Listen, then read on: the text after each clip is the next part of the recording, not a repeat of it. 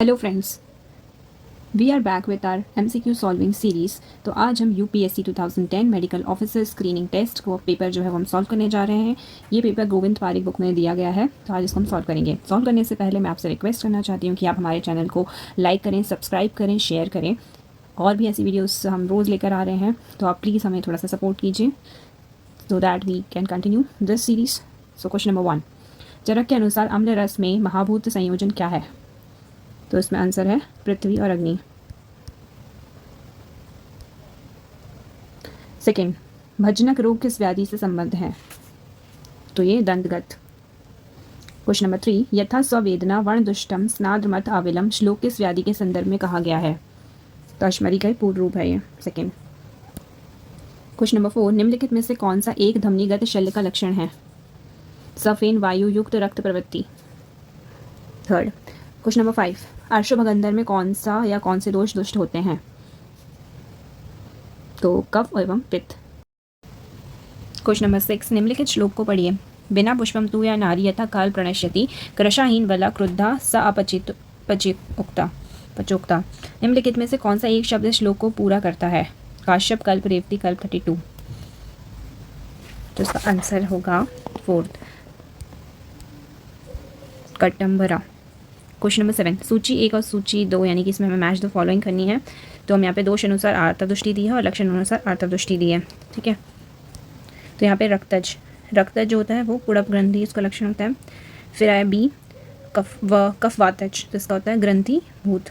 पित्त कफज इस पूति पुहे निभम, पित्तवातज इस क्षीणार्ता। तो इसमें सेकेंड पेज पे आएगा आंसर इस 2, आंसर सेकेंड इसमें। फिर से नेक्स्ट क्वेश्चन में भी मैच द फॉलोइंग है। इसमें उपकरण का नाम दिया है, उसका प्रयोग दिया है। तो फर्स्ट ए ऑप्शन में क्या है? गंडू पदमुखी।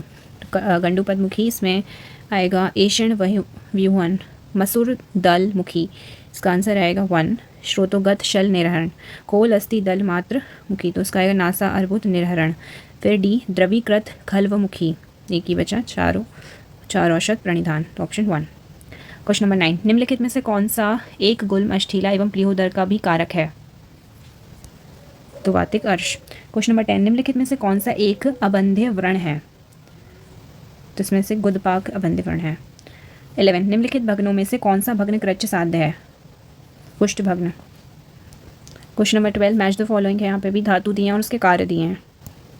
तो रस धातु का कर्म है प्रीणन, रक्त धातु का जीवनम, मांस का लेपन और मेद का स्नेहन, यानी कि ऑप्शन नंबर 1। क्वेश्चन नंबर 13, इसमें मैच द फॉलोइंग है। शरीर के भाव और उसकी संख्या।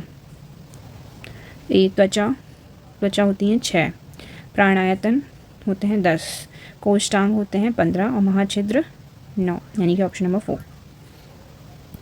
क्वेश्चन नंबर 14, ग्रहणी रोग में विकृति स्थान क्या है? तो षष्ठीधरा कला। 15, सुश्रुत के अनुसार श्रोणी में कितनी अस्थियां हैं? 5। क्वेश्चन नंबर 16, अश्मोग्न संघटनम कौन सा कर्म है? जात कर्म। क्वेश्चन नंबर 17, वमन केंद्र कहाँ होता है? अंतस्था में। क्वेश्चन नंबर 18, एक्रोमियन प्रोसेस निम्नलिखित में से किसका भाग है? 18(3) स्कैपुला। 19, टोड त्वचा किस विटामिन की हीनता से होती है? तो विटामिन ए।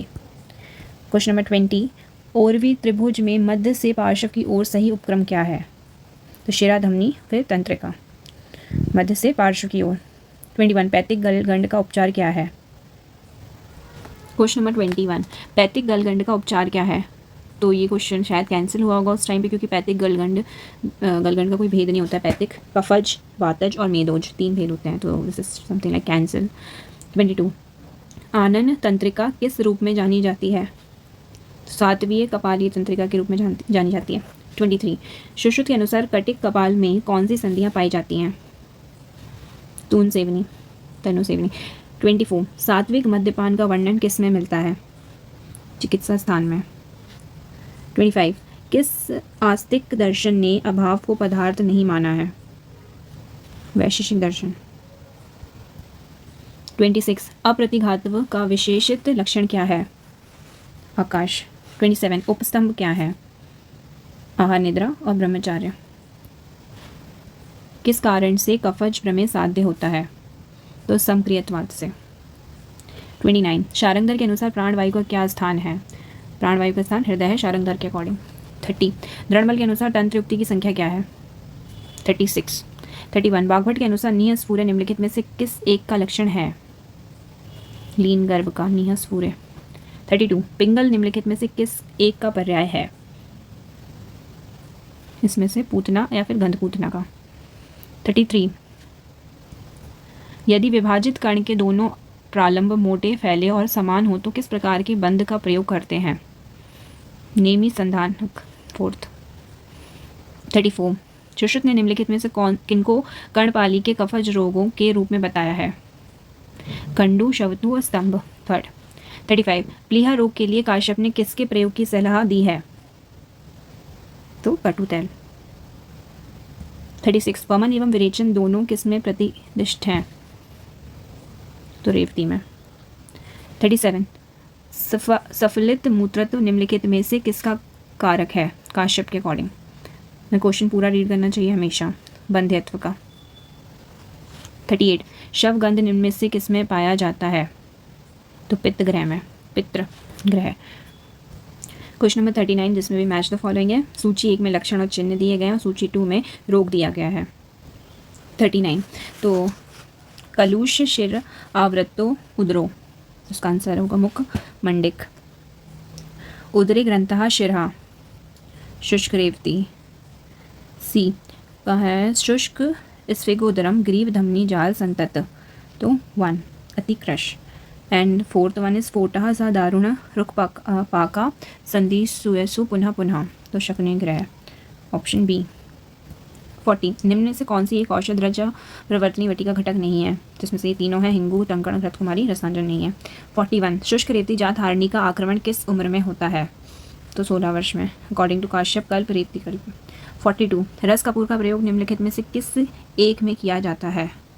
तो फिरंग रोग में हम रस कपूर का प्रयोग करते हैं।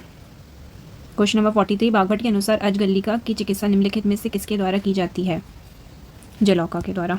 अष्टांग हृदय उत्तर तंत्र में दिया है। 44 शिशु के हस्त स्वेद चिकित्सा किस आयु में की जाती है? तो चतुर्थ मार्च में। बहुत कॉमन क्वेश्चन है, बहुत बार आया है। 45 हरित संहिता के अनुसार पंचशीर दोष कौन से हैं? घन, उष्ण, अम्ल, अल्प और 4 फस्ट। 46 तंडुलिक के मूल को चावल के धोवन के साथ पीसकर मासिक रजस्राव के बाद लगातार 3 दिन पीने से निम्नलिखित में से क्या होता है? 46 तो इसका आंसर है 2 गर्भपात।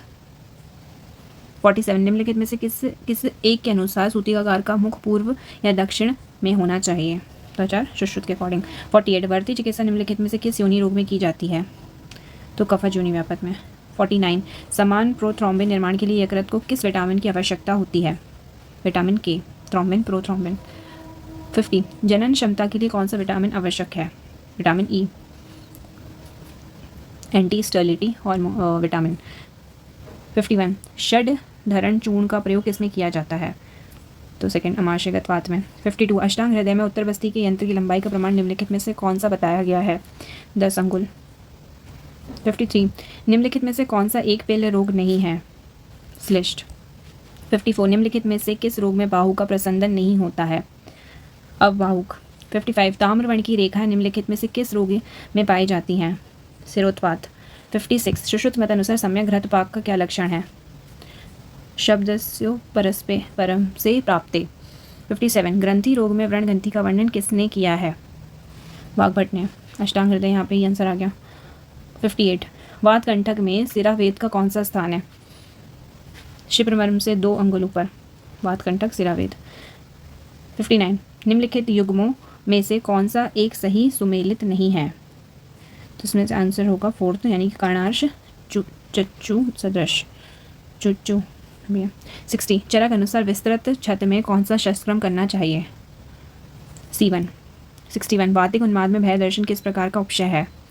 हेतु विपरीत अर्थकारी। 62 चरक ने पिंड तेल से अभिन्न निम्नलिखित में से किस एक रोग के लिए बताया गया है? तो वात रक्त। 63 योग बस्ती में कितनी अनुवासन बस्ती देते हैं? तो 2 यानी 5। 64 संसर्गज निदान से कौन सा एक रोग नहीं होता है? हृदय रोग नहीं होता है। 65 कुष्ठ में दोष व्याप्ति का निम्नलिखित में से कौन सा एक सही क्रम है? त्वक, रक्त, मांस और लसिका, ये सही क्रम है, दूषित होती है इस क्रम में। 66 शिवत्र में निम्नलिखित में से कौन सा एक उपयोगी है? तो है बाकुची। 67 सुनक्षी कोट किसका लक्षण है? तो पांडु का। 68 आरुष्कर का विषालु प्रभाव क्या है? मूत्रल। 69 यहाँ पे सूची 1 सूची 2 दी गई है। 69 स्नूही का है क्षार कर्म कराकर, भल्लातक रसायन, अहिफिन मादक और जयपाल है कृमि कुष्ठ हर। तो ऑप्शन बी। क्वेश्चन नंबर 70 निम्नलिखित में से किस एक के प्रयोग से गंधक का शोधन किया जा सकता है रस रत्न समुच्चय के अकॉर्डिंग? तो भृंगराज सुरस। 71 निम्नलिखित में से कौन सा एक केश रंजन गुण से संपन्न है राजनिघंटु के अकॉर्डिंग? 3 भृंगराज। 72 मेलेलोटस फिलिपिनेंसिस एम्यूल का उपयोगी अंश कौन सा है? इसका उपयोगी अंश है फल रज। 73 अपामार का वानस्पतिक नाम क्या है? एक्रांथस एस्पेरा। 74 अकोरस कैलिमस किसका संस्कृत नाम क्या है? तो इसका है बच्चा। 75 अस्थि भग्न में निम्नलिखित में से कौन सा एक द्रव उपयोगी है? तो गंध तैल। 76 निम्नलिखित में से कौन सा एक द्रव मेद्य है? मंडूकपर्णी। 77 अभिसंधि द्रव निम्नलिखित में से क्या उत्पन्न करता है? श्रोतोरोध। 78 अभ्यंतर प्रयोग वस्तीकरण और स्नेहन के लिए निम्नलिखित में से कौन सा पाक श्रेष्ठ है चरक के अकॉर्डिंग? तो मध्य। 79 निम्नलिखित में से कौन सी एक औषधि संग्रहणीय, दीपनीय और पाचनीय के रूप में सर्वाधिक उपयोगी है? तो मुस्ता। 80 अग्निजार का उद्गम क्या है? उपरोक्त में से कोई नहीं है क्योंकि ये वेल मछली से मिलता है, इसलिए नई खनिज में आएगा, ना वानस्पतिक में ना जलीय में। 81 निम्नलिखित में से कौन सा एक पाचन में लघु है? तो फोर्थ मंड। 82 निम्नलिखित में से कौन सा एक भूनाग सत्व में अंतर्विष्ट है? इसका आंसर है 1 ताम्र। 83 निम्नलिखित में से किस एक में ताम्र प्रधान घटक द्रव्य है? मयूर पिच। 84 इंद्रवारुणी का कुल क्या है? इंद्रवारुणी का कुल है कुकुरबिटेसी फैमिली, कुलयानी की फैमिली। 85 लिटिल रोग निम्नलिखित में से किस एक का परा है? तो ये है प्रमस्तिष्क अंगघात। 86 काश्यप के अनुसार कुकुणक का क्या कारण है? तो कफ और रक्त। 87 काश्यप के अनुसार शिशु किस उम्र में चलना और बोलना शुरू करता है? तो 1 साल में, यानी 12 माह। 88 हारित के अनुसार काल पूर्व प्रसव निम्नलिखित में से किस एक के कारण होता है? हारित शरीर 1/24 वात के कारण। 89 मूषक तेल का प्रयोग निम्नलिखित में से किसके लिए किया जाता है? शुश्रुत चिकित्सा में दिया बताया है, तो केवल गुद भ्रंश के लिए। 90 आचार्य काश्यप ने गर्भिणी के लिए निम्नलिखित में से कौन से एक शब्द का प्रयोग किया है? अंतर्वर्तनी काश्यप ने। 91 चरक के अनुसार निम्नलिखित में से किस एक प्रकार के उन्माद रोग में रोगी असमय में नाचता है, गाता है और हंसता है? तो वातिक। 92 श्रृंग निम्नलिखित में से कौन सा कर्म है? रक्त मोक्षण के लिए हम श्रृंग यूज़ करते हैं, जलौका श्रृंग वगैरह। 93 अनवहा श्रोतो दुष्टि की चिकित्सा के लिए क्या निर्दिष्ट किया गया है? आम दोष की। यहाँ पे फिर मैच द फॉलोइंग है 94 नंबर क्वेश्चन में। तो रोग और लक्षण दिए गए हैं। तो विश्व में ज्वर इसका है मुक्त अनुबंधी, परिणामशूल भुक्ते जीर्यते खाना खाते से, ठीक है। ग्रहणी मुहुर्बद्धम मुहुर्द्रवम, कभी द्रव जो मल है बंधा हुआ कभी द्रव रूप में आएगा ग्रहणी में। परिणामशूल भुक्ते जीर्यते खाना खाते ही ठीक हो जाता है। विषमज्वर मुक्त अनुबंधी, तो ऑप्शन 2। 95 में फिर से मैच द फॉलोइंग है। यहाँ पे हेतु और व्याधि दी है। तो मृतिका भक्षण हमें पता है पांडु। बी इस हास्य सुखम स्वप्न सुखम प्रमेय ईजी है। छत कास के लिए कृमि चिरदय रोग, तो ऑप्शन इज 3rd। 96 सर्वाधिक प्रभावी ज्वरग्न द्रव कौन सा है? तो मुस्ता और परपटक। ज्वरग्न सर्वाधिक प्रभावी मुस्ता और परपटक। क्वेश्चन नंबर 97 संशोधन के बाद स्थूल प्रमेही में निम्नलिखित में से कौन सा कर्म कराना चाहिए? तो संतर्पण। 98 कंठ एवं उदर में भारीपन, खट्टा मुख एवं कुक्षी आटोप ये किस रोग के लक्षण हैं? उपरोक्त में से कोई नहीं, न उदर न श्वास न हिक्का। 99 सहभोजना डैश रोगा संक्रमंती नर अन्नम उपरोक्त श्लोक का संदर्भ निम्नलिखित में से किस एक से है? तो ये सुश्रुत संहिता का श्लोक है रेफरेंस में। 100 निम्नलिखित में से कौन सा एक रोग जिसमें तुल्य ऋतु एवं दोष हो सुख साध्य कहा जाता है? ज्वर, रोग। 101 सुश्रुत द्वारा वर्णित स्वेद में निम्नलिखित 4 प्रकारों में से किस एक प्रकार में निर्गुंडी पत्र पिंड स्वेद सम्मिलित किया गया है? ऊष्मा में। 102 पारावती पूजनम निम्नलिखित में से किस एक रोग का लक्षण है चरक चिकित्सा 18 के अकॉर्डिंग? तो सेकेंड छत्तज खास।